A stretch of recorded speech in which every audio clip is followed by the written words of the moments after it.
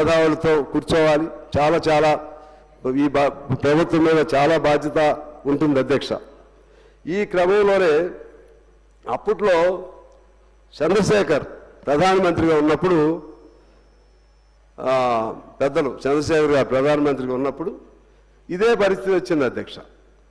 అప్పుడు బంగారాన్ని తాకట్టుగా పెట్టి దేశాన్ని నడిపే పరిస్థితి వచ్చింది. ఆ పరిస్థితుల్లో పివి నరసింహారావు గారు, మన్మోహన్ సింగ్ గారు ఆ ద్వయం ఈ దేశాన్ని కాపాడటం కోసం అనేక సంస్కరణలు తీసుకొచ్చారు. వాటిని కొన్ని మాలాంటి వాళ్ళకి, కమ్యూనిస్టులు కానీ కార్మికులు కానీ ఇష్టం లేని సంస్కరణలు కూడా వచ్చినాయి. మొత్తంగా ఆనాడు ఈ దేశం బయటపడింది. ఇప్పుడు ఎలా అనేది ఆలోచన చేయాల్సినటువంటి అవసరం ఉంది అధ్యక్ష. అందులో భాగంగా ఇవాళ ఈ ప్రభుత్వంగా బయటపడాలంటే మంచి సలహాలు ఇవ్వాల్సిన బాధ్యత ఉంది. వాడు చేసిన తప్పులు ఏమైనా ఉంటే ఆ తప్పులు ఈ తప్పులు మాట్లాడుకుందాం. కానీ ఇప్పుడు ఇది బడ్జెట్ సమావేశంలో టోటల్గా రాష్ట్ర భవిష్యత్తు కాబట్టి ఇది బయటపడాలంటే ఎలా చేయాలి, నిర్మాణపరమైనటువంటి సలహాలు ఇవ్వాల్సిన బాధ్యత అందరిపైన ఉంటుంది అధ్యక్ష. ముఖ్యంగా ఇప్పుడు వీళ్ళు బడ్జెట్లో భూముల అమ్మకం ద్వారా ఒక 6,500 కోట్లు, ఫ్లాట్స్ ఇండ్ల అమ్మకం 3,500 కోట్లు, రెండు కలిపి 10,000 కోట్లు, ఇతర వనరుల ద్వారా ఆదాయం మరో 10,000 కోట్లు అని ప్రకటించారు.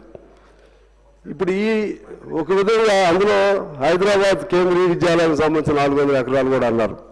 In principle we oppose that. In principle we oppose the selling of the land. ఇది కాకుండా మరి ఏ మార్గం ఉంది, అది మనం ఆలోచన చేయాలి. అదే పద్ధతుల్లో దానిలో భాగంగా ఇంకా ఇతర వనరులు 10,000 కోట్లు అన్నారు, అది ఎలా అనేది కూడా ఆలోచన చేయాలి. నేనేమంటున్నానంటే అది చెప్తాను. ఇలా వన్నె అమ్మే కంటే మీకు మంచి పేరు రావాలంటే ఆల్రెడీ పేదవాళ్ళు వేసుకున్నటువంటి గుడిసెలు చాలా ఉన్నాయి. మీరు చాలా ఇళ్ళు కట్టియాలి కదా. ఇప్పుడు ఇల్లు కట్టించే క్రమంలోనే పేదవాళ్ళు,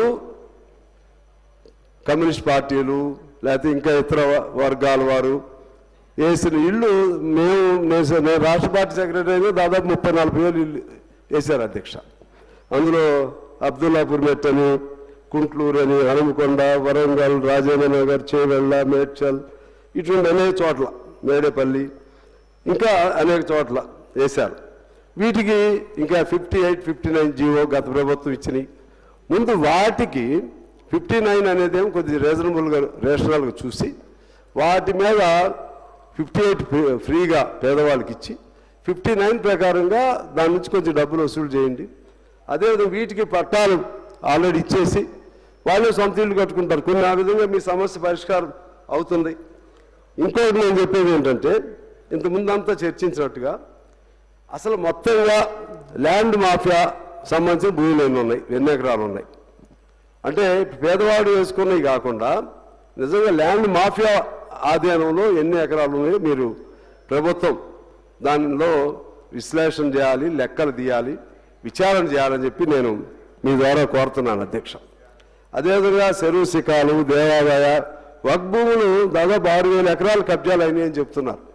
ఇదంతా కూడా మీ ద్వారా నేను ప్రభుత్వాన్ని కోరుతున్నాను, దానిపై శ్రద్ధ పెట్టమని కోరుతున్నాను. అంటే ఆదాయం వచ్చే మార్గంలో చెప్తున్నాను ప్రభుత్వానికి. ఇప్పుడు ఏదో పద్ధతిలో ఆదాయం రావాలి మీకు, లేకపోతే ఉన్నది బండి అట్లా నడుస్తూ ఉంటుంది. ఇప్పుడు 60,000 కోట్లు ఉన్నాయి, తక్షణం మీకు బరువు అది. ఇదేమో స్కీములు అయితే స్పిల్ ఓవర్ కింద పోతూ ఉంటుంది. ఈ సంవత్సరం సపోజ్ 10,000 కోట్లు స్కీమ్ ఉందంటే మొదలెడితే ఈ సంవత్సరం 1,000 కోట్లు అది నడుస్తూ ఉంటుంది, పోతూ ఉంటుంది. కానీ ఆల్రెడీ బాకీలు అవి ఉన్నాయి కదా అధ్యక్ష. ఇప్పుడు విద్యార్థుల ఫీజు రియంబర్స్మెంట్ కానీ, లేకపోతే సర్పంచులు కానీ, చిన్న చిన్న కాంట్రాక్టర్లు కానీ, ఇటువంటి చాలా నేను సానుభూతితో చెప్తున్నాను. యాక్చువల్గా నేను కూడా ఈ స్థితి వస్తుందని అనుకోలేదు, అయినా కూడా వీళ్ళు ధైర్యంగా చేస్తున్నారు. I appreciate the government. But at the same time how to resolve this crisis, how to come out from this crisis, it is to be seriously thought over by the government. అందుకే నేనేమన్నానంటే అటువంటి ఆక్రమణకు గురైన భూములు ఏమున్నాయో వాటిని వెలికి తీయమని చెప్పి నేను చెప్తున్నాను అధ్యక్ష. అలాగే ఇంతకుముందు ప్రభుత్వానికి సంబంధించినటువంటి లెక్కలు కూడా వేశారు. కేంద్ర ప్రభుత్వంలో మన వాటా 41% అంటే 41% పన్నుల వాటా మనకు రావటం కాదు. అది సెంట్రల్ పూల్ అంటే ఇన్కమ్ ట్యాక్సు, కమర్షియల్ ట్యాక్సు, ఆ విధంగా ఓన్లీ సెంట్రల్ పేరుతో వెళ్ళే డబ్బుల్లో నుంచి మొత్తం రాష్ట్రాలకి 41% ఇస్తారు అధ్యక్ష. మొత్తం శాతాలకి ఆ 41% మనం ₹1 అనుకుంటే దానిలో మన వాటా ఎంత, ఇతర రాష్ట్రాలకి ఎంత వాటా పోతుందని తెలిస్తే